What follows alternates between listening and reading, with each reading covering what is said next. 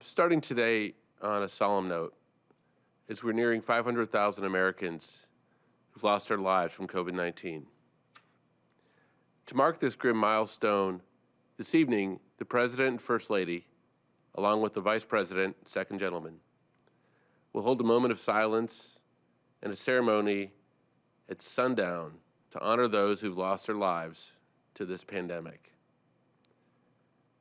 Everyone lost is someone whose life and gifts were cut short.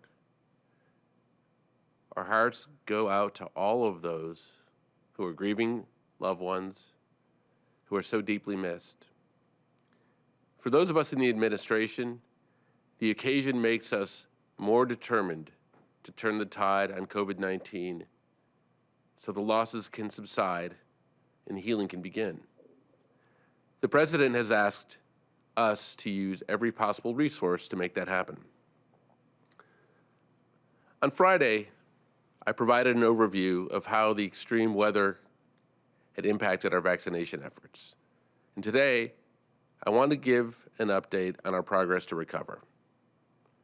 That progress began as soon as the weather began to improve, thanks to an all-out, round-the-clock effort from our teams and partners.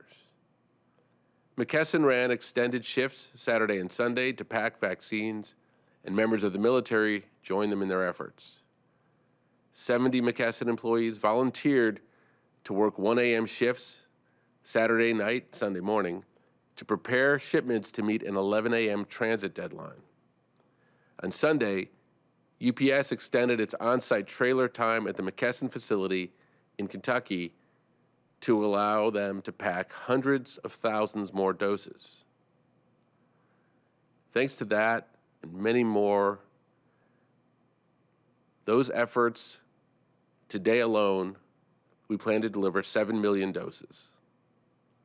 This is a combination of catch-up from last week's doses that were delayed from the weather and doses going out as a normal part of today's normal distribution.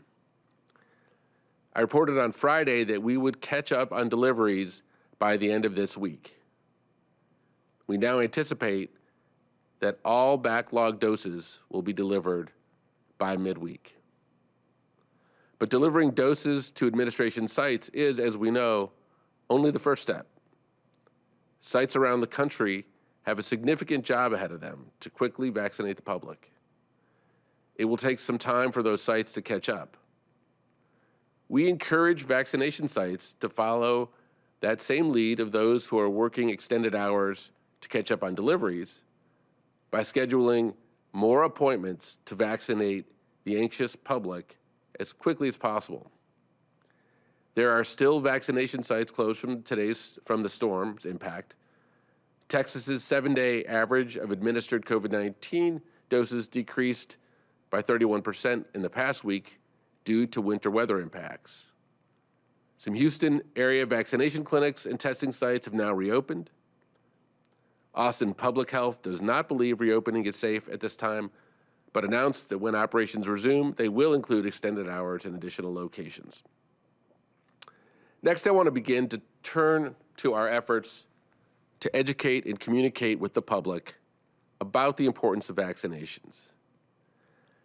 After all, today's challenge of vaccinating those who are waiting must be accompanied by an equally aggressive effort to reach people who are considering getting vaccinated but haven't yet decided to. We are so fortunate to have highly effective vaccines and safe vaccines, which makes the conversation with the public a much more straightforward one. So let me tell you a little bit about the 3 stages of our approach to communication.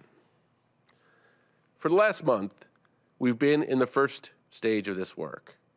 That first stage has entailed a significant number of activities, listening to the public's concerns, hearing from experts, testing how different audiences react to different methods of communication and different messengers, and ensuring that we can provide clear answers that the public deserves.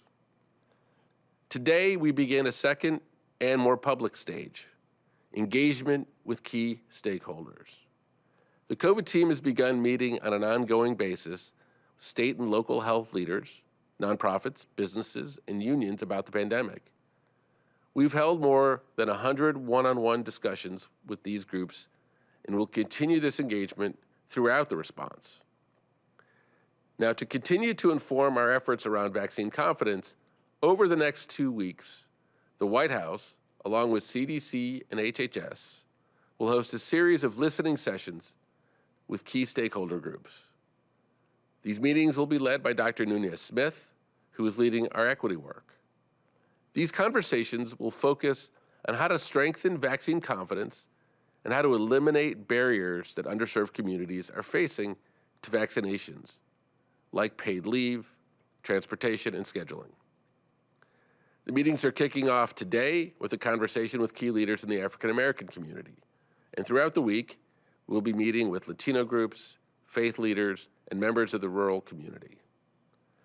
These listening sessions will continue our effort to hear directly from communities who've been hit hardest by this pandemic and help us build strong partnerships with those who'll be key to our efforts to build vaccine confidence and reach everyone in our response.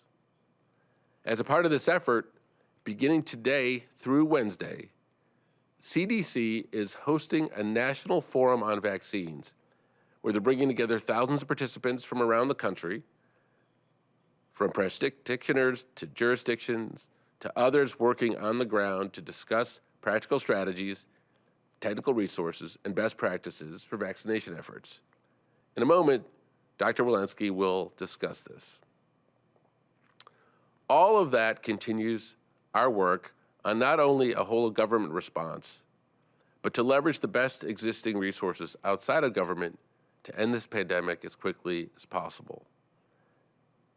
And our third phase, the public education campaign, will be timed for maximum effectiveness and designed based on both our learnings and take full advantage of the participation of many throughout the country. So with that update, I will turn it over to Dr. Walensky and then from there to Dr. Fauci, and then we'll take your questions. Thank you, Andy. I'm glad to be back with you today. We continue to see trends head in the right direction, but cases, hospital admissions, and deaths remain at very high levels. COVID-19 in the United States has been declining for 5 weeks, with the 7-day average dropping 74% since the peak 7-day average on January 11th. The current 7-day average, approximately 66,000 cases per day, is similar to that seen during last summer's peak. Cases remain significantly elevated. And the 7-day average for new hospital admissions, 6,500 a day, reflects a 60% decline since the peak 7-day average on January 9th. The lowest the 7-day average in the hospital admissions since last fall. The number of reported deaths also continues to decline, with the 7-day average slightly more than 1,900 deaths, dropping 39% compared to the prior 7-day average. This is the lowest since the beginning of December.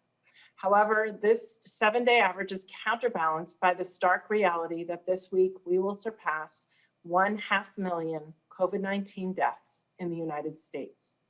A truly tragic reminder of the enormity of this pandemic and the loss it has inflicted on our personal lives and our communities. While the pandemic is heading in the right direction, there is still much work to do. One area that is particularly important is getting students back to in-person instruction while protecting teachers, students, and staff. A little more than a week ago, we released our operational strategy for opening K-12 schools. This strategy provides the long-needed science-based roadmap to help schools open safely and remain open for in-person instruction. Since the release of this strategy, we have been working closely with the Department of Education, public health partners, and education partners, including teachers and other school staff, to increase awareness of the guidance and to support its use in ongoing discussions and planning efforts for school reopenings. The goal is to achieve the reopening of schools safely. In addition, we continue to study COVID-19 spread in schools to identify the factors that contribute to outbreaks and steps that can help prevent spread in schools. Today, CDC published a concerning report in the Morbidity and Mortality Weekly Report that details an investigation of COVID-19 spread in 8 public elementary schools in a single school district in Georgia during a period of high community spread. In the report, researchers identified 9 clusters of COVID-19 cases involving 13 educators and 32 students at least 6 elementary schools. In 2 of these clusters, COVID-19 was spread first from educator to educator and then from educator to student. These 2 clusters accounted for half of all the school-associated cases. Across the 9 clusters, educators played an important role in the spread of COVID-19 in the schools. COVID-19 spread often occurred during in-person meetings or lunches and then subsequent spread in classrooms. COVID-19 was also spread from student to educator and from student to student, but this occurred less frequently. The 2 main reasons for the spread of COVID-19 in these schools were inadequate physical distancing and mask adherence. In the schools, physical distancing of at least 6 feet was not possible because of the high number of students in class, as well as because of classroom layouts. In addition, COVID-19 may have spread among educators and students during small group discussions where educators were in close proximity to students.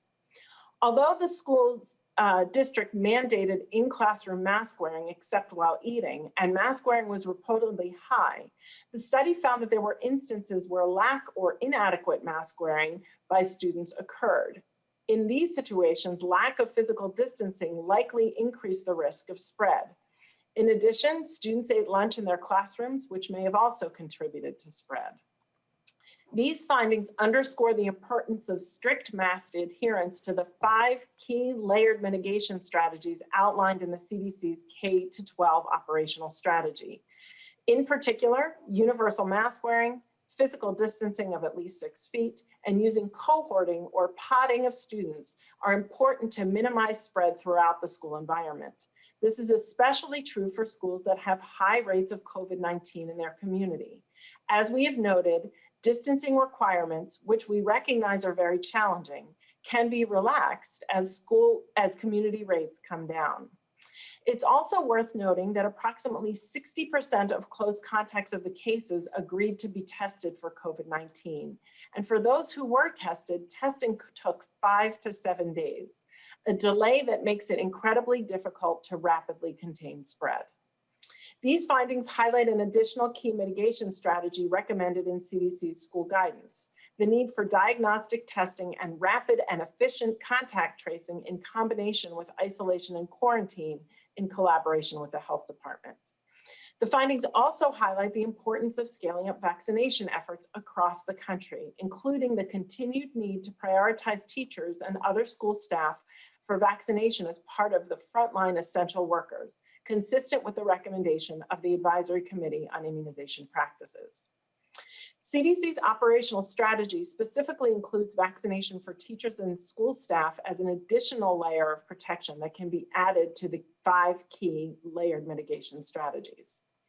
Finally, I want to emphasize that while CDC's operational strategy does provide for in-person instruction during all levels of community spread, the safest and quickest way to open schools and keep them open is to have as little COVID-19 in the community as possible. Enabling schools to open and remain open is therefore a shared responsibility. Encouragingly, consistent with the recent declines in COVID-19 cases in the United States, the percentage of counties with the highest level of COVID-19 transmission continue to drop, declining from approximately 90% when we released our school guidance about 10 days ago to 60% as of yesterday. Now, approximately 18% of counties have COVID-19 levels at the low or moderate levels, that's consistent with full in-person learning for all K-12 schools in CDC's guidance. And 22% are at the substantial level, consistent with hybrid learning or reduced in-person attendance for all K-12 schools. For the 60% of counties that remain in the red zone, the counties with high transmission, we encourage at least the K-5 students to return to school in hybrid or reduced in-person attendance. And for middle and high school schools virtually, only unless they can strictly implement mitigation measures and have few cases. Schools that are already open should continue to provide in-person instruction as long as cases are low and they strictly use mitigation measures to keep them low. I hope these findings serve as a catalyst to each of us to continue to do our part to drive down the number of cases and reduce the spread of COVID-19. I know this is not easy, and so many of us are frustrated with the disruption the pandemic has had on our lives and our children's education. But working together as a nation, we can turn the tide. Finally, I want to share some news about our virtual National Vaccine Forum that kicked off this morning. I'm excited to share that we have over 11,000 participants from 6,000 organizations across all 50 states, nearly all territories, and 128 tribes and tribal organizations. Over the next 3 days, these participants will share information and best practices on how to build trust and confidence in COVID-19 vaccines, use data to optimize vaccine implementation, and provide practical real-world experience on how to increase vaccination capacities in our communities. I encourage each of you to watch the live stream plenary sessions throughout the day and get engaged in your community vaccination efforts. Before I turn to Dr. Fauci, I want to reiterate to everyone to continue to do your part to protect yourselves and each other by wearing a well-fitting mask, staying 6 feet apart from the people you do not live with, avoiding travel in crowds, washing your hands often, and getting vaccinated when the vaccine is available to you. And now I will turn it over to Dr. Fauci. I look forward to your questions. Dr. Fauci? Thank you very much, Dr. Walensky. I'm going to talk for a few minutes today and updating you on where we are on some selected therapeutics for COVID-19. So if we can move ahead to my first slide. In general, when one thinks of therapeutics, you think of them as therapeutics for early or moderate disease versus therapeutics for moderate to advanced disease. Clearly, the strategy early on is to block the replication of virus and prevent it from going from the upper airway to the lungs and other organ systems. However, we have found through experience over the past many months that when one gets advanced disease, the hyper or aberrant inflammatory or immunological response gives as much to the morbidity and mortality as the actual virus replication itself. And in that regard, a variety of drugs have been tested. One, such as remdesivir, has gained FDA approval. Its effect is clear but modest. When regard to getting early intervention, monoclonal antibodies, both from Lilly and from Regeneron, have received emergency use authorization. Here again, the earlier one uses these, the better. These are as efficient and more efficient in those individuals who don't necessarily have a good antibody response. The same can be said of convalescent plasma, which has also earned an emergency use authorization. Again, because of the variability in the titer of antibody in various plasma aliquots. The issue here is getting this as early as possible. There have been a number of trials of a variety of antivirals or other agents that are off the shelf that have not been targeted. I'll get to targeted intervention in just a moment. And then hyperimmune globulin is also in clinical trial, and we await the results of all of these. With regard to therapeutics for advanced disease, as I mentioned, that is generally aimed at blocking an aberrant inflammatory or immunological response, as well as other pathogenic mechanisms which are not necessarily that well understood. We have dexamethasone, a drug approved for many, many, many years, is the standard of care for advanced disease, particularly people in the hospital on respirators and or requiring high flow oxygen. Baricitinib and remdesivir have earned emergency use authorization, and a number of immunomodulators, including those that block a variety of cytokines and cytokine receptors, are currently in clinical trials. Can I have the next slide? The bottom line of what we need to do looking forward, and the clear need in this, is the development of potent antivirals directly acting on SARS-CoV-2, very similar to what was done with the highly successful drug development program for HIV, as well as for hepatitis C. And what I refer to is the future development of therapeutics will be based on the identification of vulnerable targets in the SARS-CoV-2 replication cycle and the design of drugs to inhibit these vulnerable targets. As I mentioned, we are beginning this, and this is going to be the direction of the future. I want to point out to the group that the NIH in April put together a treatment guidelines panel that is a living document of clinicians and people involved in the care of SARS-CoV-2 infected individuals who analyze the literature as well as the now very common preprint literature and update it meaningfully in very frequent intervals. It is a living document. As I mentioned, there are 47 voting members of this. And since this was put online in April of 2020, easily accessible by COVID-19 treatment guidelines.nih.gov, there have been over 11 million hits to this.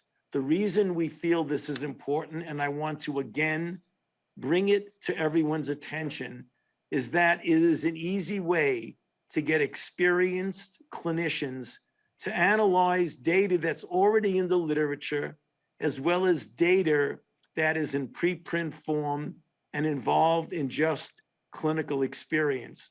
It has been very advantageous to clinicians, not only in the United States, but worldwide. And if I could have the next slide, finally, I want to just bring to your attention something that the FDA has done today in having a press briefing, I believe, at 1:30. I want to bring it to your attention because although they delineated the aspects of it, I want to make sure everyone is aware of the very important work that the FDA is doing. And that is, they are guiding the medical product developers by updating their guidelines on how they address the virus variants. And the products involved that are impacted by this updated guidance are vaccines, COVID-19 tests, and therapeutics. Why is this important? It is very clear that we are faced right now and will be in the future with variants that are already present, and that with all of the immunologic and other pressures that are going on and the high degree of replication throughout the world, that there will be the selecting of a variety of variants. We ourselves in this country are already facing variants that are having impact, such as the UK variant. We have the South African variant in our nation, and we're even having the evolution of variants within our own country. With regard to vaccines, the FDA outlines the scientific recommendations for the modification to authorized vaccines. In other words, we have vaccines that are out there that are highly efficacious. The manufacturers of these are going to want to know how they can address and modify their vaccines to address the ongoing evolution of variants. And we expect the manufacturing recommendations to remain the same, and the effectiveness is going to be determined by immunogenicity studies. In other words, likely not have to prove efficacy in a large study. The same holds true for COVID-19 tests. The updated guidelines describes the FDA's activities to better understand the public health impact on the variants and the impact on the test performances, and provide recommendations to the developers of these tests regarding the future genetic mutations and what they need to do when designing or modifying their existing tests. And finally, the same holds true for therapeutics, both drugs and biologics. The FDA will provide recommendations on the efficient approaches, how to generate data that potentially could support an EUA for monoclonal antibody products that might actually be effective against emerging variants, which obviously will be an issue because we already know, particularly that the South African variant is in fact obviating the effect of several of the monoclonal antibodies that people have developed. And former guidances on therapeutics will also be updated to address the evolving landscape of the COVID-19 drug development, again, in the context of emerging SARS-CoV-2 variants. In summary, the FDA will give guidance to how these companies can address a problem that we know is with us already and that will be a problem in the future. I'll stop there and back to you, Andy. Thank you. Thank you, Dr. Fauci. Dr. Walensky, let's take a few questions. Great, and if you haven't raised your hand yet, you can go ahead and do that, and that's how we can select you. First up, we'll go to Catherine Bond at Vanity Fair. Thanks so much for having this briefing. It's very helpful. My question is, what is the Biden administration's policy for vaccinating federal employees? How are they prioritized? And a few other add-on questions. Do you know if the Biden administration's policy contrasts with that of the Trump administration regarding who was vaccinated when? And in looking for counting for the missing doses of vaccine, have all of the doses that have been administered to federal employees been accounted for? Thank you. Okay, multiple parts of the question. I'll do my best to answer. As it respects federal employees, what I can tell you is that the federal government is following the ACIP guidelines. And if you'd like more detail, or if you have more specific detailed questions on aspects of federal employees, frontline workers versus others, we will follow up with you and answer those questions. When you say missing doses, can you clarify what you're referring to, please?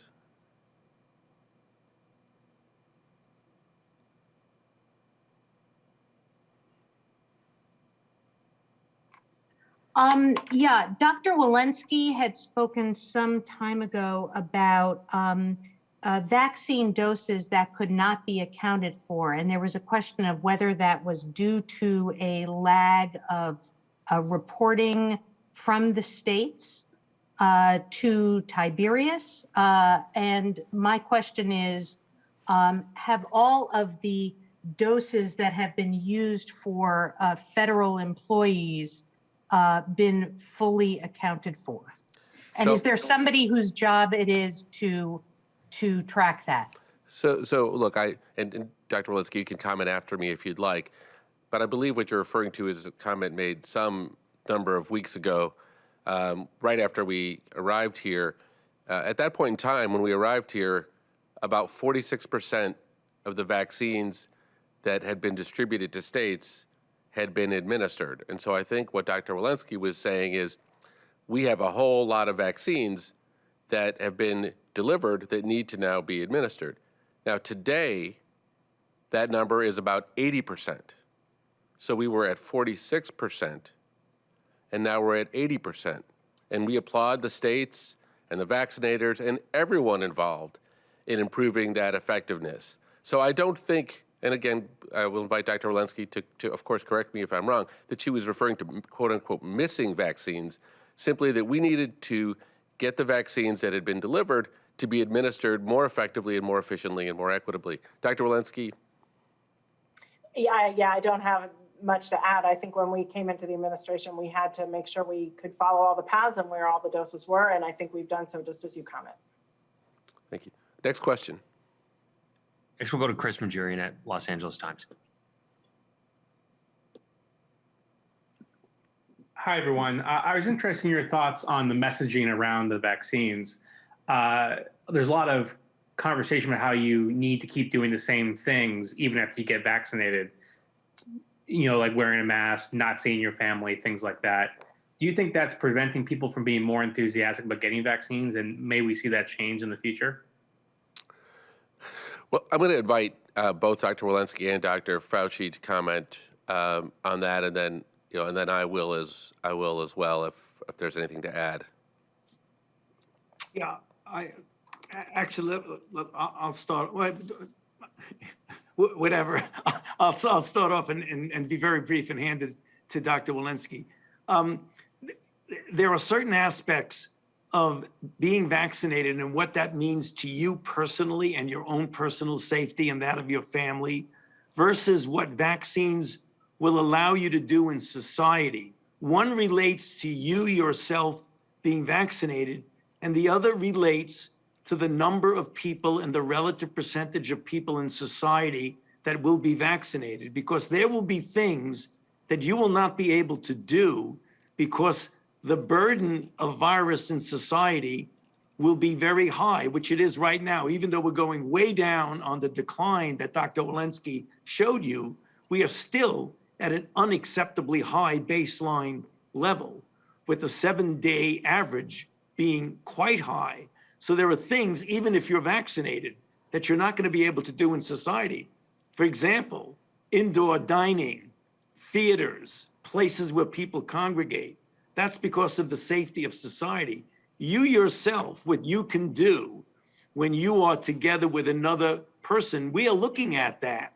And we're going to try and find out very quickly what recommendations could be made about what people can do. One of the things that's universal here, that we know, that at this point in time, it is unclear whether when you get vaccinated and you might be protected from clinical disease, which is the primary endpoint of the vaccine studies, that you could conceivably be infected, have virus in your nasopharynx, and at that same time have no symptoms, which is the reason why we recommend and say you still need to wear a mask.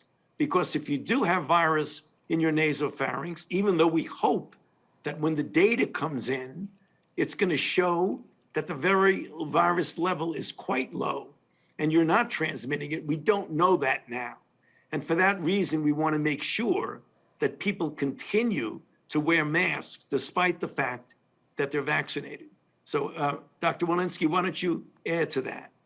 Great, thank you. I will say we've already started to come out with some guidance that demonstrates a difference if you've been vaccinated versus if you haven't. So for example, if you've been exposed and you've been fully vaccinated 2 doses, there is no longer a need to quarantine after you've been exposed. So we are starting to emerge with some guidance in this area, and more will be forthcoming. I would echo exactly what Dr. Fauci said. We are working on rolling out a lot of vaccine to a lot of people, and yet we still have a lot of disease, 66,000 cases a day. So what we might be proposing in terms of guidance will really likely be at the individual level and not at the community level. Let me just follow up to make a broader point. The broader point, Dr. Fauci and Dr. Walensky both alluded to this. The scientific team, the president as the scientific team, including prominently Dr. Fauci and Dr. Walensky, very much working together on those sets of recommendations.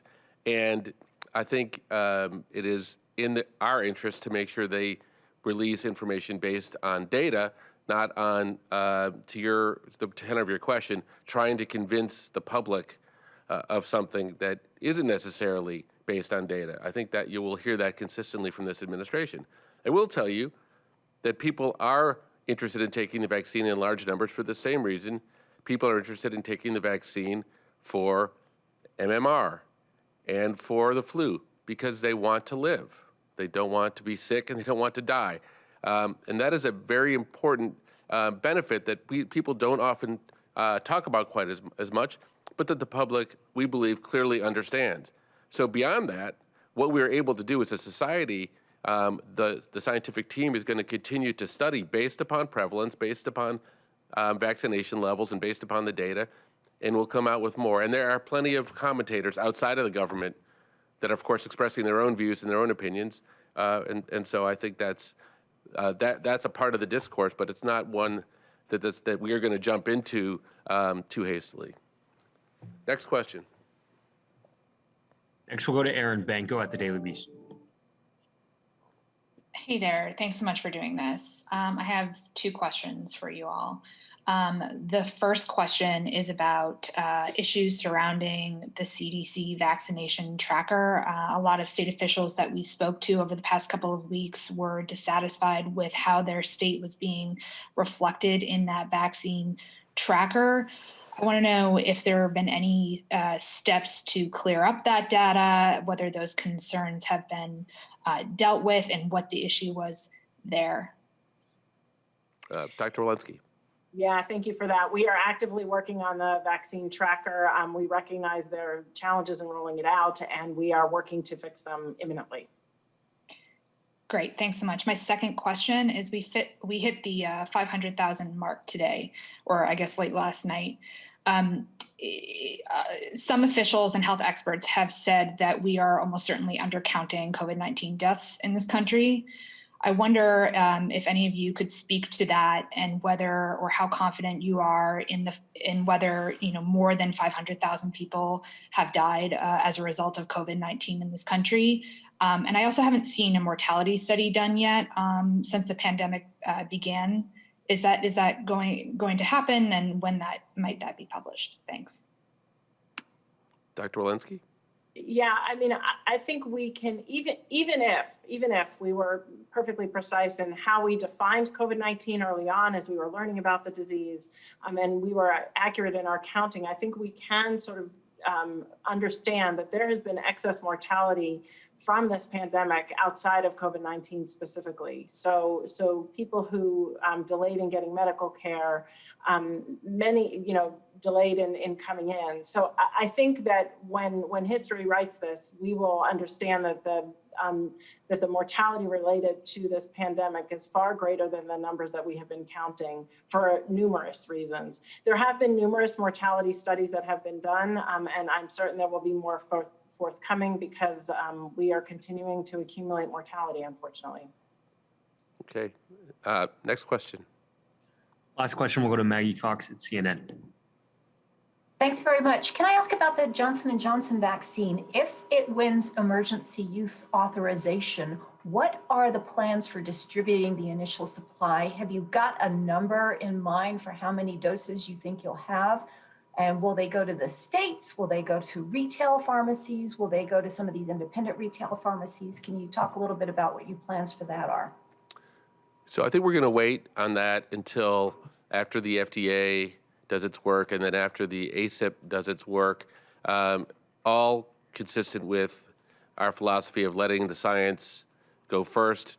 Once we understand what the scientific community has to say, we will then be in a position to answer, I think, the very relevant questions that we need science's advice on. And again, this is the president's directive to let science lead, and then we will rapidly follow that up with a strategy, both distribution and targeting and otherwise, that reflects that. Dr. Walensky or Dr. Fauci, are there anything you would add to that? No, that's precisely correct. It's very important because the FDA is going over the data very, very carefully. They're meeting with their VRBPAC, and that in the data, there may be hints about just how this would be used most appropriately and most effectively. When we find that out, then the policy of the distribution would become much more scientifically based, as Andy has said. And then right on its heels will be the ACIP from the CDC to sort of give some guidance as to how it should be rolled out. Can I just follow up a bit, though? Do you have any idea of how many doses there will be? The science isn't guiding that. You know whether they're manufacturing and where they are in that. Yeah. No, they've been contracted for 100 million doses, which we will hopefully get by the end of June, the beginning of July. The rollout of that, there will not be a lot of doses right on the heels of the EUA, but that will accelerate as we get into the months towards the contractual arrangement of when 100 million doses will be given. Yeah, and we'll be speaking to that also.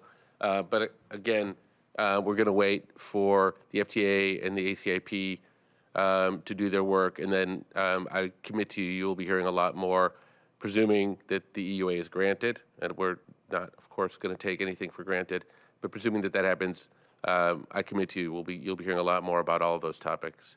I want to take the opportunity again to thank you for listening in to the briefing, and on this solemn day to encourage you to watch the President's remarks this evening with the Vice President, the First Lady, and the Second Gentleman, to remember the 500,000 people that we've lost.